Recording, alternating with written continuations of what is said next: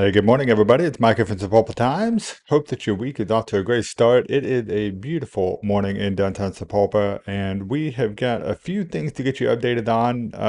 Glad to have you joining us this morning. It is just going to be me. Lucy couldn't be here this morning, but it's okay. We will go solo and get you guys caught up on a couple of things.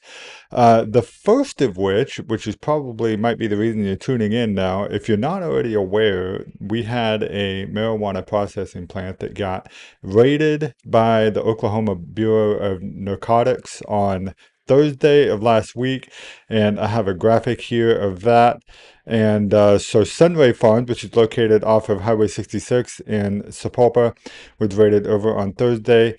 And according to the report from the Oklahoma Bureau of Narcotics, the MET agents, that stands for Marijuana Enforcement Teams, served a search warrant at Sunray Farms as part of an ongoing criminal investigation. Said that their agents found evidence of black market distribution and obtaining their OBN registration by fraud through what's called a straw ownership scheme. And they also had untagged marijuana plants and plants with tags that do not belong to the business. And that is a quote from OBN PIO, the Public Information Officer, Mark Woodward.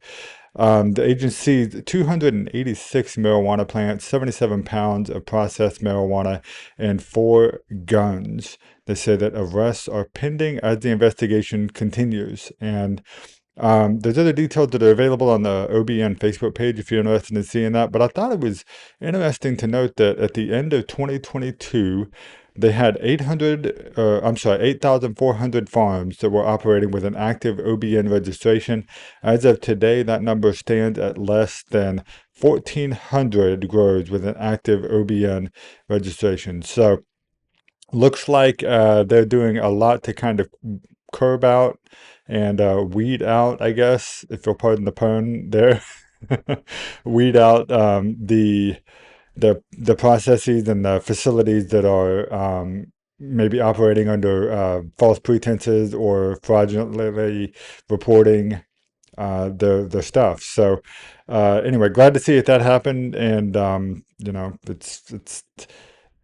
Oh, I'm always happy to see when this sort of thing happens because it means that those who are doing things the right way are able to continue operating under the correct way, the way that they're supposed to be doing things. But anyway, so that's the latest on that. That happened on Thursday, and there may be more information coming forward as OBN starts to make arrests connected with that raid. So we'll let you know if that happens. In the meantime, over the weekend was a fantastic weekend. I hope you guys got to enjoy it. Some great weather and stuff happening out there. The 500-mile yard sale was also happening, which was a great time.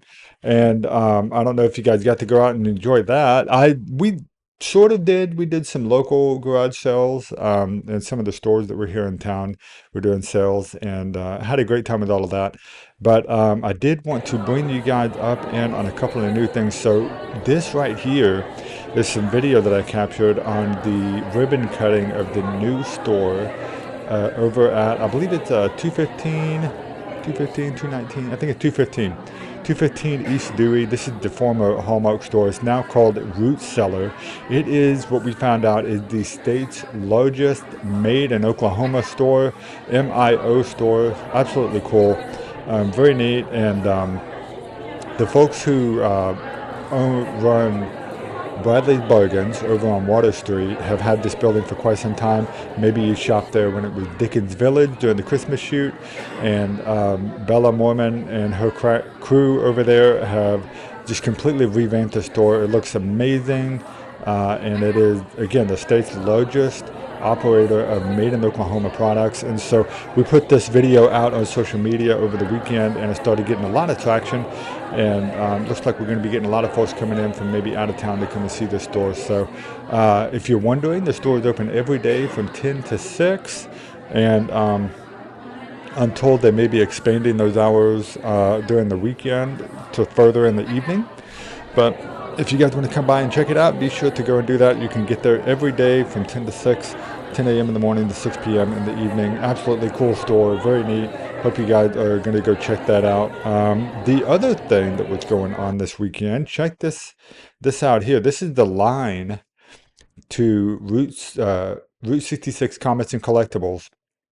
which did not open until noon on Saturday, and they were having the special Sapulpa exclusive Archie comic with the new cover, which I have the graphic of right here. Get that up right here.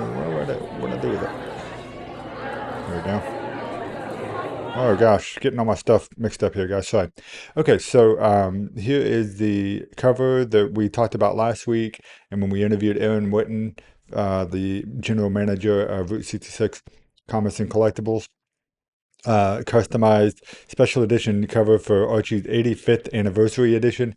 Really, really cool that they had this to begin with, but then the fact that this many people showed up to actually get this was even cooler. We got this line again. I talked to the general manager, Aaron Witten. He said it is the largest line that they have ever had for any type of a special sale that they were doing. So hopefully you guys were able to get in there. And in fact, let me show. If you can see it here, I've actually got that comic right there.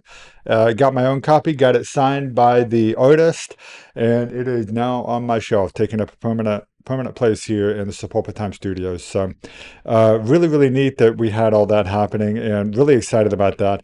I think they still have some issues of that available on the website. If you want to go to route66comics.com, they may still be able to get you one there.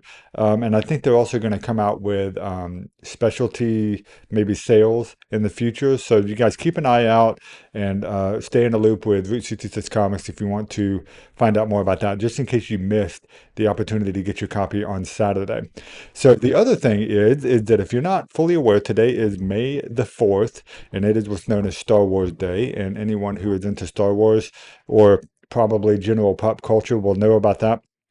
Last week, I took you inside of the little Taiyaki, and we did a story with Michelle and Catherine over there, and just talked about not only did they win the first place in the Tulsa People's Reader's Choice Awards, which was awesome, but they also took some time to decorate their entire shop to look like the cantina in Star Wars. And so if you haven't been in there yet, normally these guys are closed on Monday, but they're going to be open specifically for this event for Star Wars Day. And they do have some special treats that they're going to have available just for this week. So this is the Baby Yoda cone and the Imperial cone or something like that, I think is the other one there. So really cool. Go get your treats over Star Wars. They did say, I talked to Michelle last night, and they said they were basically like a line out the door all weekend long. Really successful event. Really happy that people are tuning in and kind of enjoying this kind of thing. So they'll have this available. This will be available all week. They'll be open today for Star Wars Day. They will be closed tomorrow. So today, I believe they'll be open from 12 to 8 p.m. So go down there today and get yourself either the Baby Yoda cone or the Imperial cone if you want to. Of course, they got other things that are available as well. So be sure to get those. I think they may still have some gifts that they're giving out as well. I know they were doing that over the weekend. They may have run out by the amount of people that they had that were there. But anyway, so they'll be doing these treats all weekend long, or all week long, rather. And then go check out the decor and congratulate them on winning the Reader Choice Awards as well. So it has been a fantastic weekend. It's going to be a great week as well. I think we are looking at the possibility of some severe weather coming up later this week as well. So we'll keep you in the loop on that if anything materializes. In the meantime, guys, hope that your Monday is off to a great start and your week is off to a great start. I will see you guys again on Wednesday where we talk about all things happening in the town that we love. Have a great week, a great Monday, everybody. We'll see you on Wednesday. Bye-bye.